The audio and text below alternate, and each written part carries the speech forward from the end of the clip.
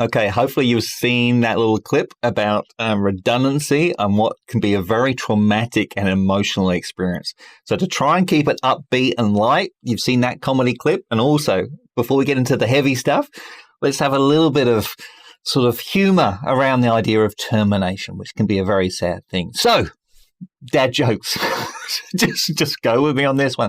Why did the banker quit his job? He lost interest. Why did the guy quit his job at the Coca-Cola crushing factory? Because it was so depressing. Why did the donut maker retire? He was tired of the whole business. And finally, the last one before I put you out of your misery. Did you know I got fired from the orange juice factory? I just couldn't concentrate.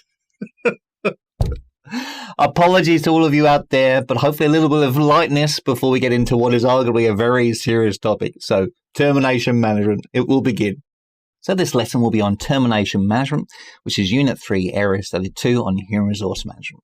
So we're going to cover quite a bit in this lesson about termination management. I'm going to look at these different approaches and techniques that get used during this whole process. We're going to look at retirement, redundancy, resignation, and dismissal.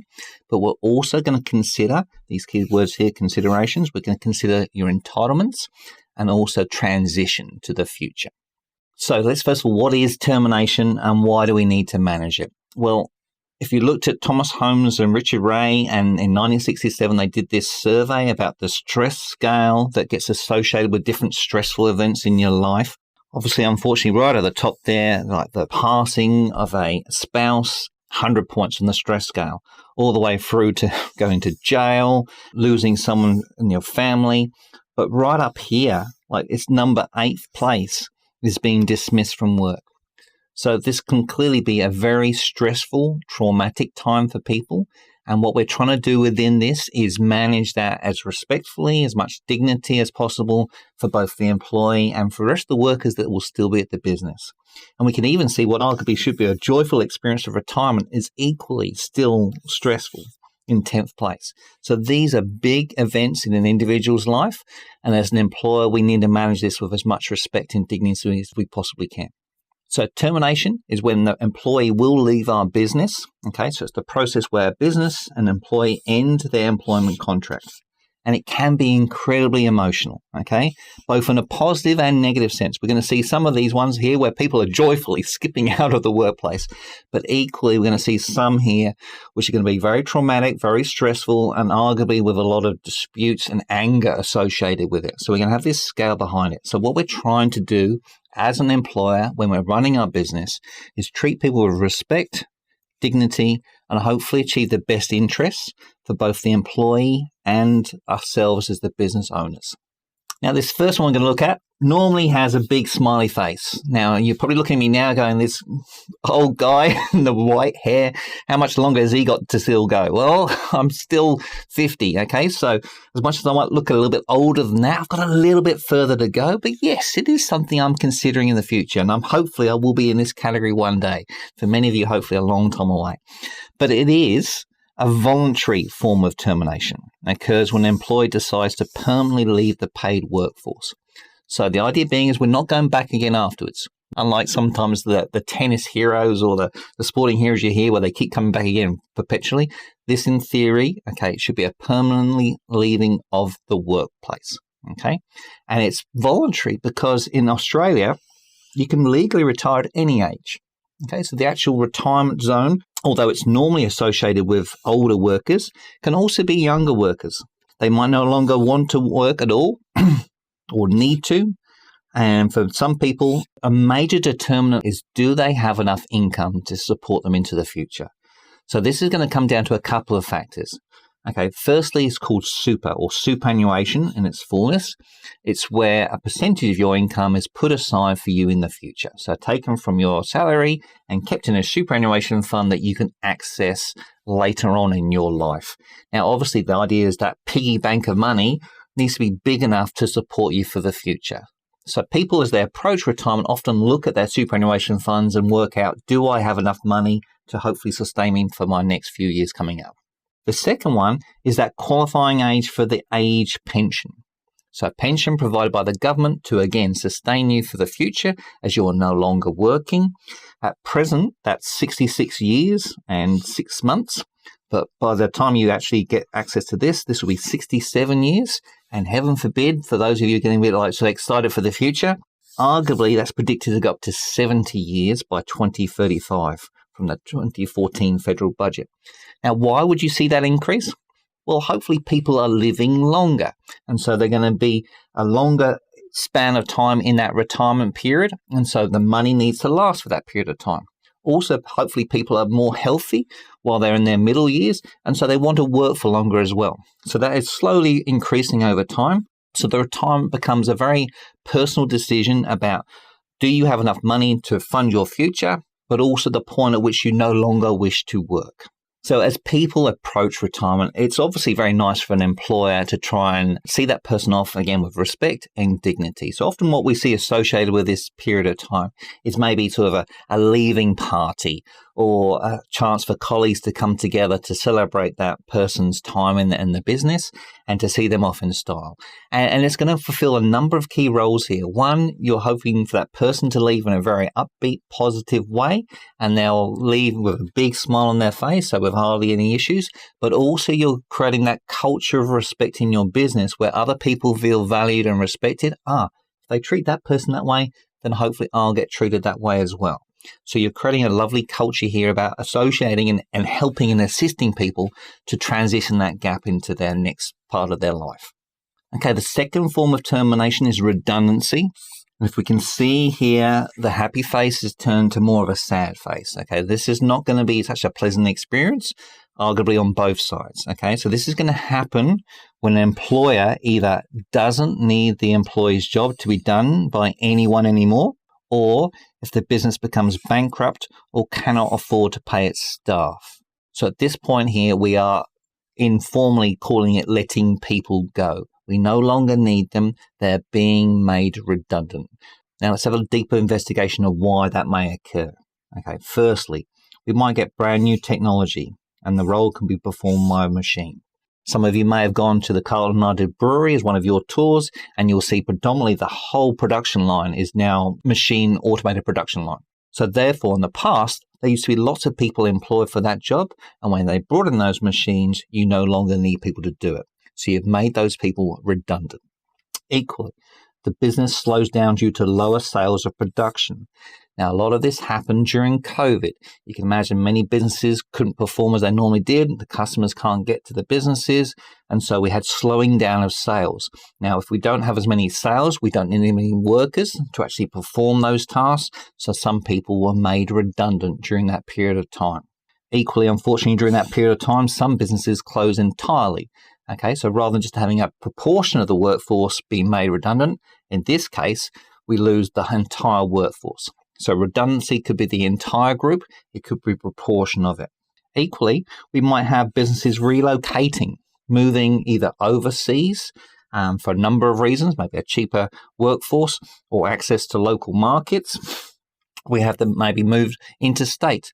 And although people may be offered a job to relocate, they choose not to, and so they're being made redundant from their present workplace. Or another example could be when we restructure a business, result of a merger, of a takeover, when we have two businesses then combine, and we therefore have multiple jobs of the same type of thing. So you might have two human resource managers, and you only need one, and so one of the managers is going to be made redundant. So the idea being is this is going to happen where we no longer need that employee to do that job. Now, for some of these examples, maybe it's the lower sales or the relocation. An easier way of doing this whole process is what's called voluntary redundancy. The idea being is we know we need to reduce the size of the workforce, but rather than targeting individuals and causing the resentment and the fear that's associated with that, we can ask people, okay, would you like to be made redundant? Now, you may argue, like, why would anybody want to be made redundant? Well, if they're close to retirement, Or if they don't want to move during that period of time and they don't want to have to relocate the whole family, they may choose to. It might be in their best interest. And we may even offer some incentives financially as a business to help make that process easier. Now, the benefits of voluntary redundancy is hopefully those people, although they're leaving, and that's sad, they're leaving on better terms. And so therefore, hopefully, the business culture as we move forward is more positive, and the people who are being let go, it's more positive for them as well. However, in some situations, whether it's the closing down entirely or nobody steps forward for the slowing down of the business, then sometimes that's going to be involuntary. We have to pick some individuals who need to be let go, to be made redundant, or we're going to pick the whole workforce because we're closing down the business. So involuntary redundancy is where it just literally happens to them. Voluntary is asking them to maybe consider being made redundant rather than to then go into an involuntary stage. So generally, this is a traumatic period of time to go through. We need to manage this with dignity and respect for the workers to make sure that transition is hopefully as smooth as possible. Now, our next form of termination is resignation. Now, if we're looking at the face this time, it's sort of that mix between the two. This sometimes can be joyful. People can be happy about it. Sometimes they can be nervous about that transition period of time. Okay, so this is voluntary. Importantly, this is a voluntary termination where the employee is choosing. The employee is choosing to leave the business, and generally they're choosing to leave to go to another job. So if you can imagine, okay, you've been looking for new employment, you found a job in the paper, you've applied, you've been accepted, and so you're about to leave for the new job, so we need to resign from our existing one. So this is a period where you're voluntarily choosing to leave, you're giving the employer notice, and we'll talk about that in a minute, and then getting ready to move on to the new job. So yes, you might be a little bit fearful and nervous as you're going through that process, but hopefully you're choosing of your own accord to go there, so there's a feeling of excitement and a new opportunity. So from a business perspective though as well, okay, when we hear this word I quit, which is a very sort of flamboyant way of describing it, but moving on, okay, we have to give the employer a period of notice. So nearly in all cases, giving that period of notice allows us as a business to look for someone else to replace it. We might have someone internally recruited to take over that position, so reassigning people within the business, or we may need to go external recruitment and bring in someone new to fill in that role. Or we may do an assessment and find out that we don't need that position covered, and we can do it in different ways, which is by reallocating the tasks out. So it just gives us time to make that adjustment. So a period of notice is mainly for a business about giving them time to make that transition. Another important thing to do during this period is, as they come in to say that they would like to resign and move on to the period of time, is to have an exit interview. And the idea behind this is ascertain, is there a reason why they're leaving? It might be for promotion. It might be for a new opportunity. But it might also be that they're frustrated by some work practices that we have, or maybe the technology that we use, or maybe the policies and procedures that we have, and they're looking to go elsewhere. Now, if that's a common thread that's existing with the remaining employees, then we might anticipate more workers are going to be looking for other opportunities.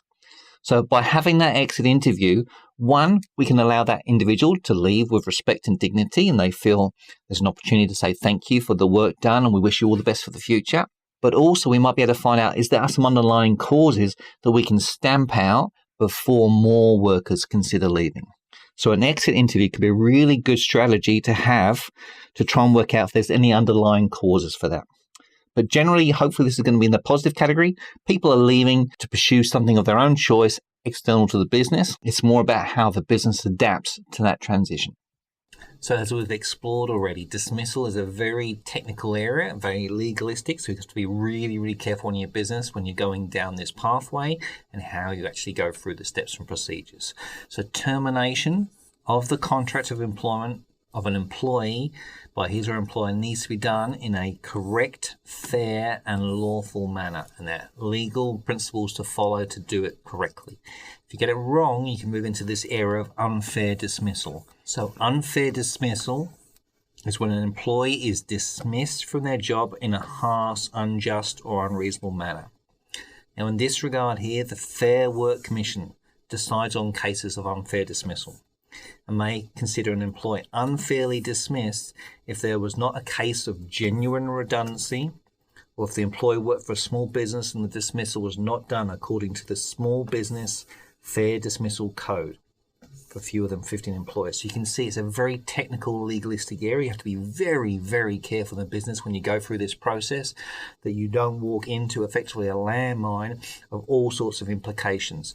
It's very fraught. It's very upsetting for everyone concerned, and you just need to be very objective and go through it very legally and fairly and correctly to make sure you're well insured against the repercussions that could possibly follow.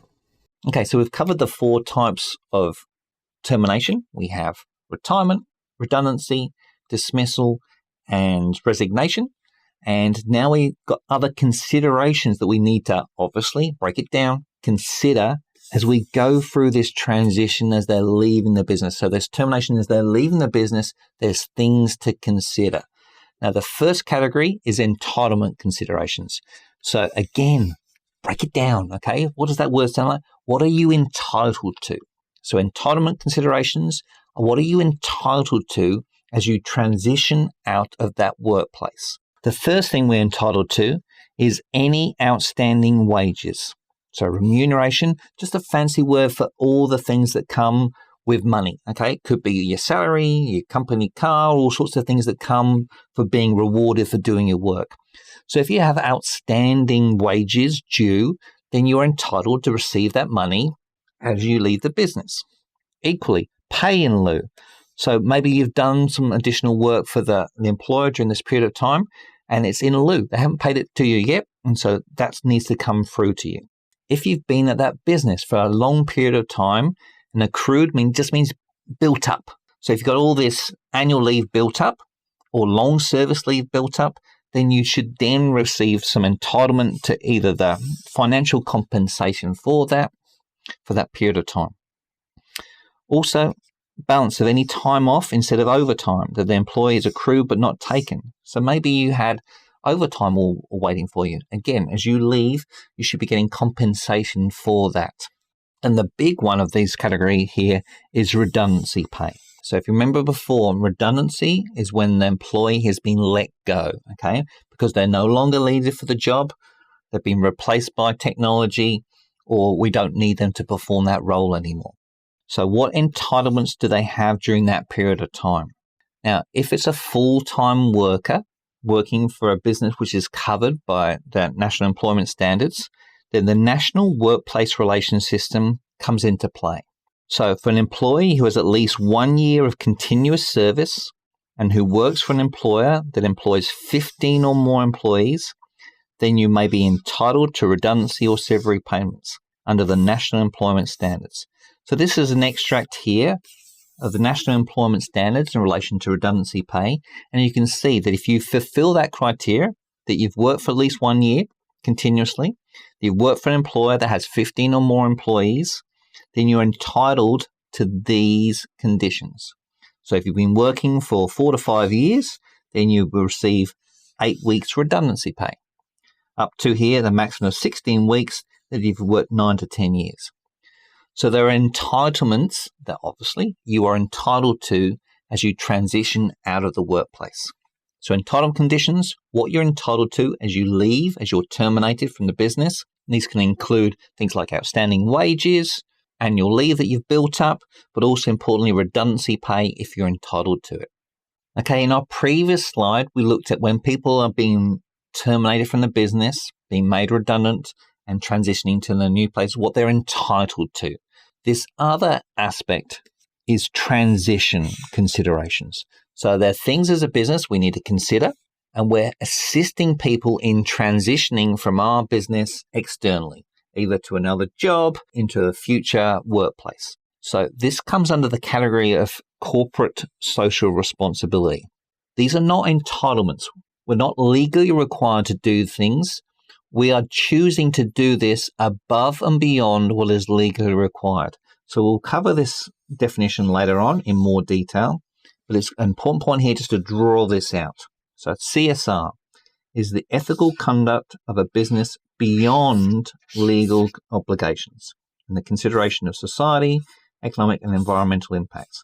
So if it's legally required from us, then we have to do it. That's where entitlements come in. This is above and beyond that. We're not legally required to do this. We just choose to do this because we want to be nice. Okay, sort of in a very simplistic way of thinking about it. So obviously, as we've said, termination is fraught. It is emotional. It's traumatic.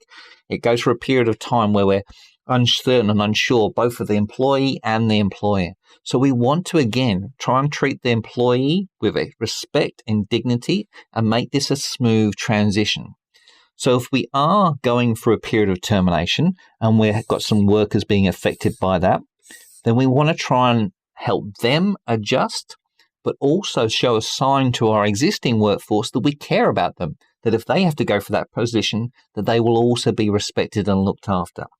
So there's certain things we can do as a business to help people adjust, prepare for the future beyond our business as they are let go from us. One category of these things is called outplacement services. Again, if we break it down, we're going to try to help people place themselves outside the workplace. How are we going to get them out there looking for their next thing? So we're going to help them find a new job. We might bring in certain groups to help have some career counseling about, okay, where do you see yourself in the future when you leave our business? How can we assist with that? Okay, I can feel that you're not feeling very well about that. Can we support you for that process? So we can do some counseling. We also might find some of our workers in that category who are about to be let go. They don't have the skills that they require for the future workplace. So we could give them some new skills. We could help them write better resumes to help find a new job. We could give them some interview techniques and sit them down and actually do role plays of interviews before going out there to get work. We might even help them find some work or bring in some agencies to help find work for them. So all of these techniques come under this category of outplacement services. Is when we're trying to assist our workers who are going to probably be made redundant, how to help assist that transition into the future. We don't have to do it. We're going above and beyond because we care about our workers and we can see there's going to be a benefit for them and hopefully for us and our remaining workers by doing that. So we're going above and beyond. Equally, we can assist them to, if they're thinking about going into retirement, do they have enough money put aside? So we can have a set-up meeting with some financial specialists to come in and help these people who are thinking about retirement. Do you have enough superannuation or pension entitlements to get that ready? Do you have some thoughts about taking your caravan around Australia, and have you got enough money to do that? So we can help their lifestyle planning for the future. And ultimately also making sure that they feel acknowledged and rewarded and thanked for their years of service to our business by maybe having a farewell party and bringing along all their colleagues, having speeches done on behalf of them and maybe some gifts given. So again, hopefully all this area here shows our care and compassion for the workers and that we are more than just a business which is just about the money operations. So going above and beyond what we legally have to do to hopefully make this transition smoother and a better morale for everyone involved. Okay, so let's explore a worked example here of how that type of content might appear in a SAC or an examination question at the end of the year. So our question posed to us is this. And again, let's take out our trusted pen to take out the key words. So discuss. So remember, discuss, the task word requires to explain the advantages and disadvantages, the strengths and the weaknesses, okay? And what's the question focused on? What is the value of outplacement services? As an example of transition considerations. So we explored before transition. Considerations is about things going above and beyond what we legally have to do to help people transition to their future employment or their future beyond our business. And outplacement services was bringing groups of people or having our own staff do that on behalf of them to help them get ready. It could be counseling, careers interviews, helping write their better resumes or building up skills to help them transition that process. So we're now going to discuss that. What are the strengths and weaknesses? Outplacement services, such as an external business providing counseling, skills development, resume writing, interview techniques, and job search research for employees, can be time-consuming and expensive addition to business costs and are not legally required. Okay, so here we're starting off with the disadvantages. Okay, having this group come in, it's going to cost us money. It's going to take us time to sit them down and bring these people in. And arguably, legally, we don't have to do this. This is above and beyond what we're legally required to do. So there's some negatives about it. However, the benefits from such a services, the employees leave. with a feeling of goodwill and respect for the business, which can translate into positive customer reputation. These people, when they leave, at their weekend parties or barbecues, will talk positively about the business and about their experience, and that period of transition was done really nicely. So they're going to have some positive things to say about the business, which could lead to reputation and sales in the future. It also sends a strong message to the remaining employees that the business cares about them, which should hopefully boost morale and motivation. So here we have the discuss, the strengths and the weaknesses both put together, and by doing that, we can get the full marks available. Okay, so we have our concept map here, a nice summary of the 4 types of termination that we can go through. So let's just quickly summarize them so we feel comfortable with what we've got to cover. So firstly, resignation. Okay, resignation is a voluntary termination when the employee chooses to leave. They're generally going to go to another job. So they're resigning from our business and moving on to another one. They're choosing to leave. Retirement is when the employee, again, it's their decision. It's voluntary, them deciding, but they're choosing to permanently leave the workplace, okay? So they're leaving permanently, and that's it. Whereas the resignation, they're choosing to go on to something else in the future. Dismissal, arguably the most fraught one and the emotional one, okay? This is the one where you're terminating employment against their will. Okay, they would much rather stay at the business. This isn't on this side here about the employee choice. This is an employer choice. Okay, so we're terminating employment against their will.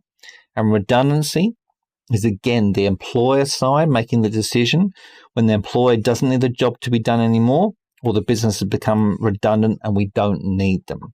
So there's almost like a split down the line here. Well, on this side here, it's about the employer making the decision. On this side here, it's about the employee making the decision to terminate the agreement. Okay, so we've covered all our key terms. Importantly, we need to do this carefully. We talked about this section in here, being careful about unfair dismissal and all the legal implications that can go through. And within this whole process, as we move through the transition, is we're making sure that people have their entitlements taken account of, and also transition considerations as well, help them to transition to their future beyond our company. Okay, so we've covered termination in this lesson here. Our next one coming up is about the roles of participants in the workplace. Look forward to seeing you then.